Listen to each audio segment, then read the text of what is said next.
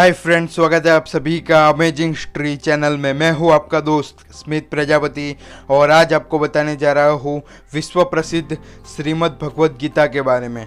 श्रीमद् भगवद गीता जो हिंदुओं का धर्म पुस्तक है, पर उससे भी पहले यह पुस्तक विश्व की सबसे पहली मोटिवेशनल किताब भी है, जो स्वयं विश्व के निर्माता पूर्ण पुरुषोत्तम परमेश्वर भगवान श्री कृष्ण द्वारा बोली गई थी।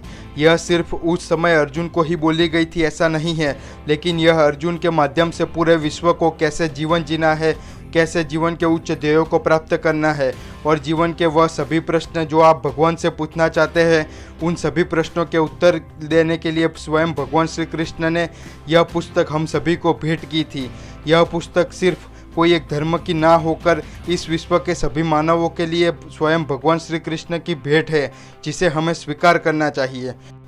भगवान श्री कृष्ण ने कुरुक्षेत्र के धर्म युद्ध में दोनों सेनाओं के बीच जाकर उनके मित्र अर्जुन को केवल 45 मिनट में पूरी भगवद गीता की भावना समझाई थी, जिसे महर्षि वेदव्यास ने 700 श्लोकों में लिखा हुआ था, जो महाभारत का एक भाग है, जो आज से करीब 5000 साल पहले भगवान श्री कृष्ण ने कही थी। जो द्वापर युग से कलयुग तक कौन कौन से अपराध बढ़ जाएंगे, उनका सामना कैसे करना है, श्री कृष्ण की सेवा कैसे करते हैं और इस नश्वर संसार से मुक्ति कैसे पानी है एवं जीवन मरण के बंधन से मुक्ति कैसे पानी है, ऐसे गूढ़ रहस्यों को उजागर करते हुए श्लोक श्रीमद् भगवद गीता में शामिल किए गए थे। महाभारत के युद्ध में अर्जुन जब श्री कृष्ण को अपना रथ बीच मैदान में ले जाने को कहते हैं, उस समय उन्होंने अपने सामने अपने पूज्य तात श्री भीष्म, मामा शैल्य, गुरु द्रोण, आचार्य कृपाचार्य और अपने भाइयों को देखकर वह निर्बल हो गया और श्री कृष्ण से कहा कि मैं यह युद्ध नहीं कर सकता, क्योंकि उनको मार के मुझे भी कुछ नहीं मिलने वाला है।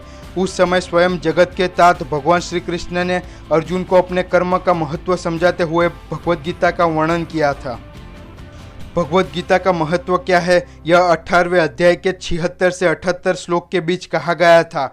उस समय महर्षि वेदव्यास की कृपा से राजा धृतराष्ट्र के सारथी संजय को दिव्य दृष्टि मिली हुई थी, जिससे उन्होंने पूरे महाभारत के युद्ध का वर्णन कर धृतराष्ट्र को सुनाया था। उस समय संजय ने धृतराष्ट्र से कहा कि हे राजा, मैंने कृष्ण और अर्जुन के बीच हुए इस अद्भुत संवाद को सुना और इसे सुनकर मैं आनंद से अभिभूत हो गया हूँ। मैं जब भी श्री कृष्ण का वो अद्भुत रूप याद करता हूँ, मैं आश्चर्यचकित हो जाता हूँ और आनंदित हो जाता हूँ। जहाँ स्वयं भगवान श्री कृष्ण और महान धनुर्धर अर्जुन हो, वहीं ऐश्वर्य, विजय और असाधारण शक्ति बसी होती है। यही मेरा मत है। यह भगवद गीता का वर्णन भगवान श्री कृष्ण ने समय के चक्र को रोककर केवल अर्जुन को समझाने के लिए कहा था। उस समय संजय ने तो यह बात गलती से सुन ली थी, लेकिन अर्जुन और कृष्ण के बीच हुए संवाद को सुनकर संजय को लगता है कि वह यह बात सुनकर धन्य धन्य हो गया था। तो सोचिए, जो बात सुनकर संजय धन्य हो गया हो, उसे अगर हम अपने जीवन में उतार ले तो क्या होगा। यहाँ तक कि स्वयं भगवान श्री कृष्ण ने भी भगवद गीता में इस बात का वर्णन किया है कि जो भी मेरा भक्त श्रीमद् भगवद गीता की इन बातों को लोगों तक पहुंचाएगा, वही मेरा सबसे प्रिय भक्त भी होगा।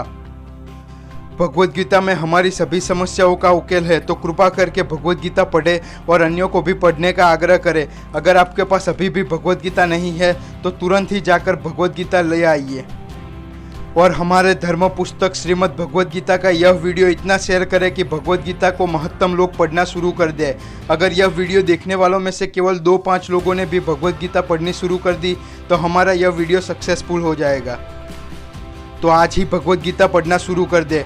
तो दोस्तों, भगवद गीता का यह वीडियो आपको कैसा लगा कमेंट करके ज़रूर बताएं और लाइक और शेयर करना न भूलें। नीचे दिया गया सब्सक्राइब बटन दबाकर सब्सक्राइब करना भी ना भूलें।